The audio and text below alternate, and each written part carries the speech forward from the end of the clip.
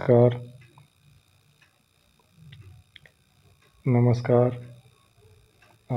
आज के इस वीडियो में हम अंतर्राष्ट्रीय श्रमिक दिवस या अंतर्राष्ट्रीय श्रम दिवस जो कि 1 मई को मनाया जाता है उस पर चर्चा करेंगे। और हम सबसे पहले अंतर्राष्ट्रीय श्रमिक दिवस की पृष्ठभूमि या इतिहास पे चर्चा करते हैं। तो आप लोग जानते होंगे कि 17वीं 18वीं सदी में यूरोप में आधुनिक वैज्ञानिक चिंतन के विकास के साथ ही आगे चलकर औद्योगिक क्रांति हुई। आधुनिक ढंग की सभ्यता जो है हमारी, उसके लिए मिल फैक्ट्रियां आधारित जो विकास है उसका प्रारंभ वहीं से हुआ।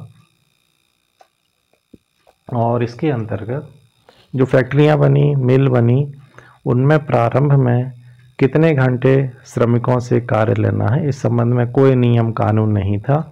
और सभी मिल मालिक ज़्यादा से ज़्यादा लाभ लेना चाहते थे तो श्रमिकों को ज़्यादा से ज़्यादा समय तक काम कराते थे और यह समय 18 घंटे 20 घंटे तक चला जाता था। और स्वाभाविक रूप से एक मानवीय क्षमता से ज़्यादा काम लिया जाएगा तो शोषण जो है वो हमेशा फिर असंतोष पनपेगा, विरोध होगा। तो जब ये श्रमिकों का शोषण बहुत ज़्यादा उस समय पर था तो इस शोषण के विरोध में अमेरिका में विरोध प्रारंभ हुआ। और 1806 में फिलाडेल्फिया में वहाँ पर 20 घंटे तक जो काम लिया जाता था उसके विरोध में हड़ताल हुई।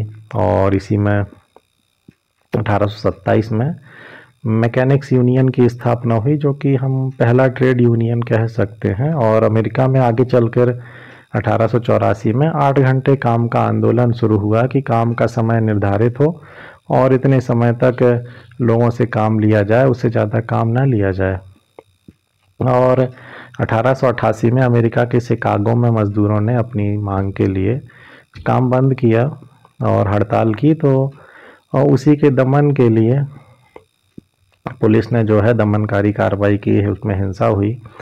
और उसी की स्मृति में 1889 में निर्णय लिया गया कि उस घटना को याद करते हुए दुनिया भर के मजदूरों को न्याय दिलाने के लिए, समानतापूर्ण समाज बनाने के लिए श्रमिक दिवस मनाया जाना चाहिए। और आगे चलकर उसी स्मृति में स्टार्ट हुआ और विश्व के अनेक देशों में, आज अधिकांश देशों में श्रमिक दिवस मनाया जाता है। और इसका उद्देश्य है कि श्रमिक वर्ग की समस्याओं को, उनकी कठिनाइयों को जाना जाए और उनके समाधान की दिशा में मिलकर प्रयास किया जाए। आपको ये जो कंटेंट है ये हमने नव भारत टाइम से लिया है। आपको आप नेट पे यूज़ करेंगे तो आपको मिल जाएगा आसानी से। और अभी आप जो है कार्ल मार्क्स का फ़ोटो देख रहे हैं। तो अंतर्राष्ट्रीय श्रमिक दिवस की जब हम बात करते हैं तो कार्ल मार्क्स के चिंतन का एक विशेष महत्व है। कार्ल मार्क्स के पूर्व भी जो दुनिया में असमानता है, आर्थिक ऊंच नीच है, आर्थिक असमानता है, आर्थिक जो भेदभाव की खाई है, उसको दूर करने के लिए अनेक विद्वानों ने चिंतन किया है। लेकिन कार्ल मार्क्स का महत्व इसलिए बहुत ज़्यादा है कि उसने अपने चिंतन में व्यवस्थित ढंग से उस पर विचार किया और पूरा इतिहास की आर्थिक दृष्टि विकसित की। और उसने जो कहा कि मनुष्य का पूरा इतिहास जो है वो वर्ग संघर्ष का इतिहास है। अर्थात समाज वर्ग में बना हुआ है, 2 वर्ग हैं, एक उत्पादक वर्ग है, शासक वर्ग है, एक शासित वर्ग है, और इनके मध्य संघर्ष चलता रहा है। तो मार्क्स का मानना था कि समाज जो है वर्ग के माध्यम से बना है और वर्ग संघर्ष के माध्यम से समाज विकसित होता है।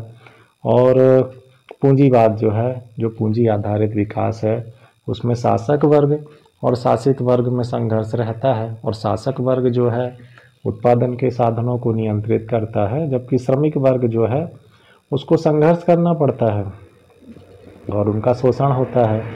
और कार्ल मार्क्स की महत्वपूर्ण, उसने अनेक पुस्तकें लिखी हैं, उनमें सबसे महत्वपूर्ण जो 2 पुस्तकें इस श्रमिक आंदोलन से संबंधित हैं, समाजवादी दर्शन से, वह कम्युनिस्ट मैनिफेस्टो है और जो उसने फ्रेडरिक एंजल्स अपने मित्र के साथ मिलकर लिखा था, और दास कैपिटल, इन दोनों पुस्तकों में और उसके समाजवादी चिंतन और इस कार्ल मार्क्स उसका आधार मिलता है। और कार्ल मार्क्स के चिंतन के ही आधार पे आगे चलकर सोवियत संघ में 1917 में क्रांति हुई और अनेक देशों में समाजवादी शासन पार्टियों की स्थापना हुई। और वर्तमान में हम जिनको वामपंथी पार्टियां कहते हैं उनकी इतिहास को आर्थिक प्रश्नों के आधार पर देखने की जो दृष्टि होती है, उसमें कार्ल मार्क्स के चिंतन का एक विशेष स्थान है।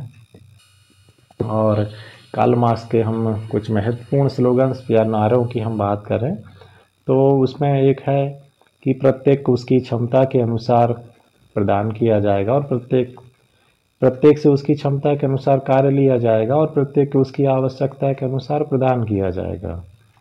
और जो श्रमिक दिवस से सीधा ही संबंधित है, वह कहता है कि दुनिया के मजदूरों के पास अपनी जंजीरों को खोने के अलावा कुछ नहीं है। दुनिया के मजदूरों, एक हो जाओ। अर्थात मजदूरों का कोई देश नहीं होता है, उनका सभी देशों में पूंजीवादी व्यवस्था में शोषण होता है, इसलिए उनको एकता स्थापित करना होगी और अपने शोषण के विरोध में संघर्ष करना होगा।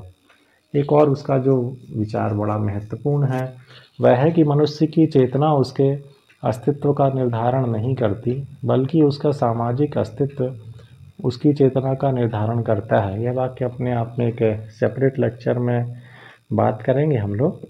इसमें कार्ल मार्क्स कहता है कि समाज ही व्यक्ति को बनाता है। हम जिन परिस्थितियों में जन्म लेते हैं वे परिस्थितियां हमारे व्यक्तित्व को गढ़ने में महत्वपूर्ण भूमिका निर्धारण करती हैं। और कार्ल मार्क्स का यह चिंतन जो है पूरे समाजवादी दर्शन का आधार है। यह आप ILO का जो साइन देख रहे हैं, मोनो देख रहे हैं, अंतर्राष्ट्रीय श्रम संगठन, यह संपूर्ण विश्व में जो है श्रमिक वर्ग के अधिकारों, उनके समस्याओं को जागरूकता करने में और उनकी समस्याओं को हल करने की दिशा में अंतर्राष्ट्रीय स्तर पर मान्यता प्राप्त संगठन है। 1919 से ही यह काम कर रहा है। और संयुक्त राष्ट्र यह जो एजेंसी है, वर्तमान में 187 देश हैं। इन देशों की सरकारों, नियोक्ताओं और श्रमिक जो संस्थाएं हैं, उनकी संगठन हैं, उनको एक मंच पे लाके उनकी समस्याओं को समाधान करने की दिशा में काम करता है। और आप इसकी वेबसाइट पे जाके इसके संबंध में और डिटेल जानकारी ले सकते हैं। और हम अंतर्राष्ट्रीय श्रम दिवस पे चर्चा करते हुए जब भारत के संदर्भ में देखते हैं तो भारत में जो मजदूर दिवस का आयोजन पहली बार 1923 में हुआ था, चेन्नई, यहाँ मद्रास बोलते हैं तो उस समय वहाँ पे आयोजन हुआ था, और इसमें लेबर किसान पार्टी ने इसका आयोजन किया था। और उसके बाद से फिर आगे भारत में अंतर्राष्ट्रीय मजदूर दिवस या श्रम दिवस मनाया जाने लगा। और आप यह जो चित्र देख रहे हैं नारायण मेघजी लोखंडे का, इनको भारत में ट्रेड यूनियन आंदोलन का जनक माना जाता है। सरकार ने डाक टिकट जारी किया है। और श्रमिक दिवस का उद्देश्य युवाओं के लिए यह है कि वह श्रमिकों की समस्याओं को समझें, और अर्थव्यवस्था में महत्वपूर्ण भूमिका है। और विश्व में बहुत सारे देशों में, या हम कहें अधिकांश देशों में अभी भी उनका कई प्रकार से शोषण होता है। उस शोषण के विरुद्ध में जागरूकता समाज के लिए महत्वपूर्ण है। और आप कुछ वेबसाइट विजिट कीजिएगा ILO का और मानवाधिकार का, आप उनको जान पाएंगे। और आप इंटरनेट पे दास कैपिटल, कम्युनिस्ट मैनिफेस्टो और भी कई पुस्तकें अवेलेबल हैं, उनको भी पढ़िएगा। आप इस वीडियो से लाभ लेंगे और अपने चिंतन को और विकसित करेंगे। आपने इस वीडियो को सुना, इसके लिए आपका बहुत बहुत धन्यवाद।